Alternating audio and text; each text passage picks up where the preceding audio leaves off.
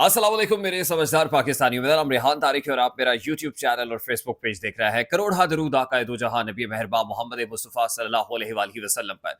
इस दुआ और इस उम्मीद के साथ इस व्लॉग का आगाज करते हैं कि अल्लाह रब्बुल इज़्ज़त इस मुल्क के फैसला साजों के दिलों में समझदार पाकिस्तानियों के लिए नरमी पैदा कर दे। ईरानी सुप्रीम लीडर आयतुल्लाह अली खामनाई की इमामत में ईरानी सदर इब्राहिम रईसी की नमाज जनाजा अदा कर दी गई। तेहरान में लाखों ईरानियों ने इब्राहिम रईसी की नमाज जनाजा में शिरकत की है।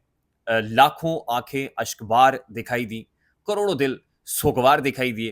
पूरी दुनिया से जो ताज़ियती पैगामात हैं वो पहुंचाए गए।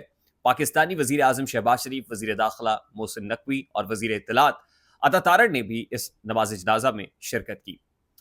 ईरानी सदर की इस वफात को जो हादसाती मौत है, बेल 212 चॉपर क्रैश से होने वाली मौत है, अब इसको 72 घंटे से ज्यादा का वक्त गुजर चुका है, लेकिन अभी तक conspiracy theories are there in the air.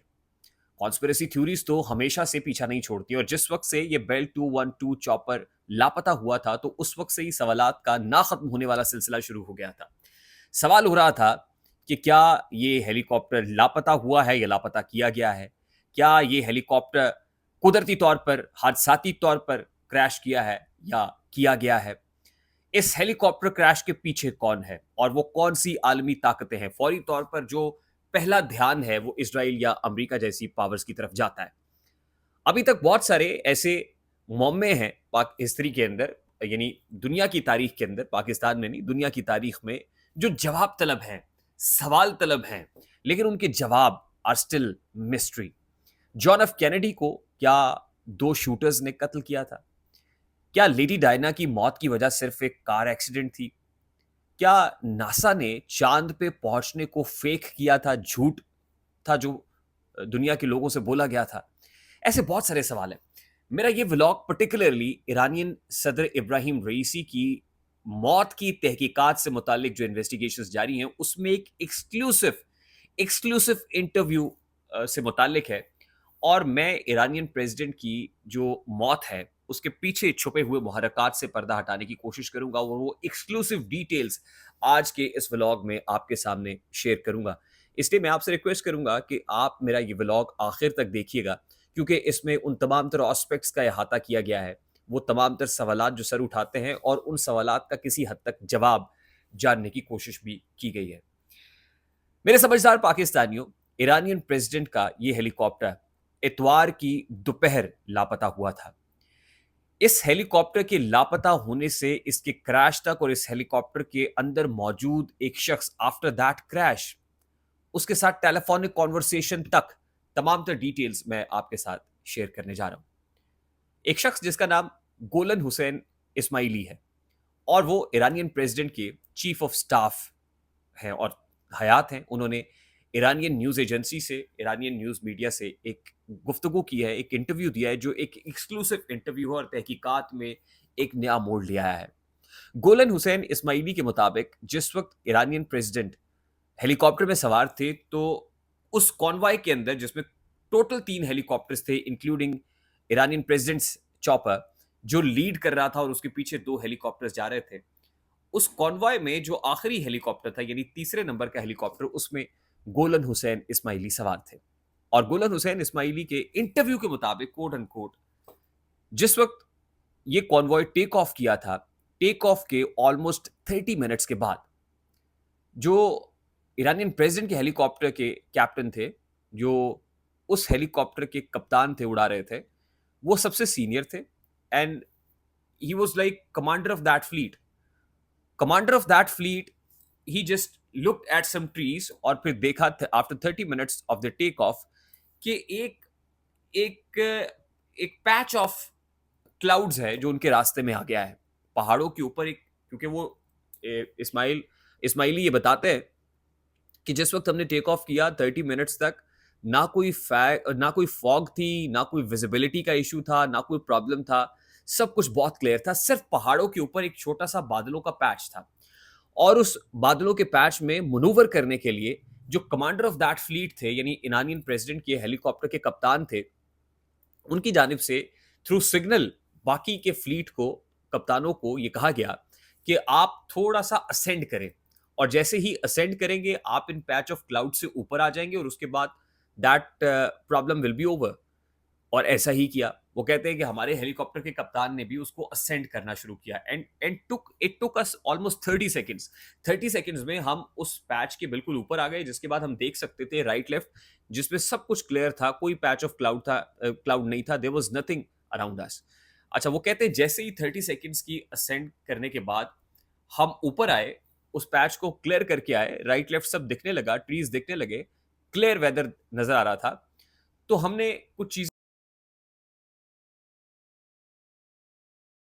Number 1 جو چیز ہم نے نوٹس کی اپوائنٹ ٹو اسماعیلی, وہ کہتے ہیں کہ it took us almost 30 seconds to overcome that situation. یعنی اس پیچ سے نکلنے کے لیے it took us 30 seconds. Number 1. Number 2 وہ یہ کہتے ہیں کہ there was no turbulence. یعنی ہیلی کاپٹر کے اندر کوئی ٹربولنس نہیں تھی, ہمیں کوئی دقت نہیں ہوئی. And number 3 thing which they noticed is کہ جو ایرانین پریزیڈنٹ کا ہیلی کاپٹر ہے وہ مسنگ ہے, وہ نظر نہیں آ رہا ہے. کہتے ہیں اس کے بعد we decided after 1 minute and 30 seconds we decided to take a U-turn. ہم نے یو ٹرن لیا اور ایرانین پریزیڈنٹ کے ہیلی کاپٹر کو تلاش کرنے کی کوشش کی. اینڈ امیڈیٹلی میں نے کوشش کی کہ میں ایرانین ہیلی کاپٹر کے پریزیڈنٹ کے ہیلی کاپٹر میں سوار لوگوں سے بات چیت کر سکوں. کہتے ہیں پہلی کال جو ملائی گئی وہ ایرانین فارن منسٹر کو ملائی گئی, لیکن ان سے کوئی رابطہ نہیں ہو سکا. دوسری کال جو ملائی گئی وہ ایسٹرن آذربائیجان کے گورنر کو ملائی گئی, کوئی رابطہ نہیں ہوا. تیسری کال جو ملائی گئی وہ آیت اللہ ہاشم کو ملائی گئی, اور آیت اللہ ہاشم فرائیڈے پریئر کے امام ہیں جو نماز جمعہ کی امامت کراتے ہیں. آیت اللہ ہاشم, ان کو کال ملائی, ان کے ساتھ رابطہ ہوا, کنیکٹ کیا, اور انہوں نے جو گفتگو کی اس میں ان کا کہنا تھا کہ وہ ایک ایسی جگہ پر موجود ہے جہاں پر ان کو اپنے ہر طرف درخت نظر آ رہے ہیں. جب یہ پوچھا گیا کہ باقی لوگوں کی حالت کیسی ہے تو ان کا کہنا تھا کہ باقی لوگوں کا مجھے کچھ پتا نہیں ہے, میں جس جگہ پر موجود ہوں میں اکیلا ہوں. یہ بہت کروشل مومنٹ تھا. اس کے بعد سوالات اور ذہن کے اندر سٹرائک کرنا شروع ہو گئے کہ آخر ایرانین پریزیڈنٹ کے اس ہیلی کاپٹر کے ساتھ ہوا کیا ہے. اب اس کے بعد جو سوال سر اٹھاتے ہیں وہ یہ کہ جو کمانڈر آف دیٹ فلیٹ تھا, یعنی ایرانین پریزیڈنٹ کے ہیلی کاپٹر کا جو کپتان تھا, وہ سب سے سینئر تھا. اس کی طرف سے ہمیں کہا گیا کہ آپ اس پیچ کو اسینڈ کریں گے تو سچویشن کلیئر ہو جائے گی. لیکن ہم 2 ہیلی کاپٹرز جو پیچھے آ رہے تھے, ہم نے تو اسینڈ کیا اور معاملہ بالکل ٹھیک ہو گیا, انڈر کنٹرول ہو گیا. تو وہ جو سینئر کپتان تھا, جو کمانڈر تھا, اس کے ہیلی کاپٹر کو پھر کیا ہوا جس نے ہمیں بتایا تھا, اس کے ساتھ ایسا کیا ہوا. نمبر 2 is کہ فوری طور پر اشارہ جاتا ہے کہ ہیلی کاپٹر کو کیا شوٹ کیا گیا, کیا فضا میں جو ہیلی کاپٹر ہے وہ برسٹ کیا گیا. نمبر 3 یہ کہ جو آیت اللہ ہاشم ہیں وہ بچے, باقی سب لوگ کہاں تھے, اور وہ سب اکٹھے نہیں تھے, مختلف جگہوں پر کہیں نہ کہیں موجود تھے.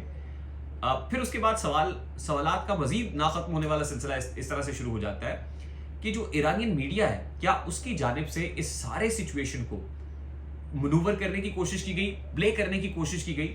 کہ سب سے پہلے تو یہ کہا گیا ایرانی میڈیا کی طرف سے کہ اس میں تو ایرانی پریزیڈنٹ سوار ہی نہیں تھے, وہ تو بریس کی طرف آ رہے تھے اور وہ بذریعہ گاڑی آ رہے تھے. پھر ڈاؤن پلے کرنے کی کوشش کی گئی کہ یہ کوئی کریش لینڈنگ ہے, لینڈنگ ہو گئی ہے, یہ کہا گیا. اس کے بعد بھی اس سارے کے سارے حادثے کے اوپر پردے ڈالنے کی کوشش کی گئی. کیا وجہ ہے, ایسا کیا ہے؟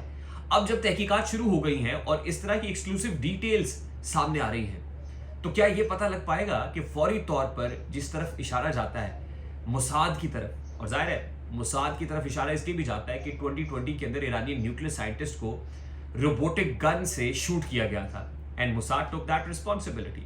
اور جس وقت یہ حادثہ ہوا ہے 1 اپریل کو دمشقس کے اندر ایرانین کاؤنسلیٹ میں 7 لوگوں کو, ایرانین ریولوشنری گارڈز کے 7 لوگوں کو, جن میں 3 بہت سینئرز تھے, ان کو شوٹ کیا گیا تھا. اور 12 اپریل کو ایران کی طرف سے اسرائیل کے اوپر میزائل داغے گئے تھے, اور اس کے بعد ایران نے ان میزائلز کو کاؤنٹر اسٹرائک کیا تھا, یعنی ان کو شوٹ کیا تھا.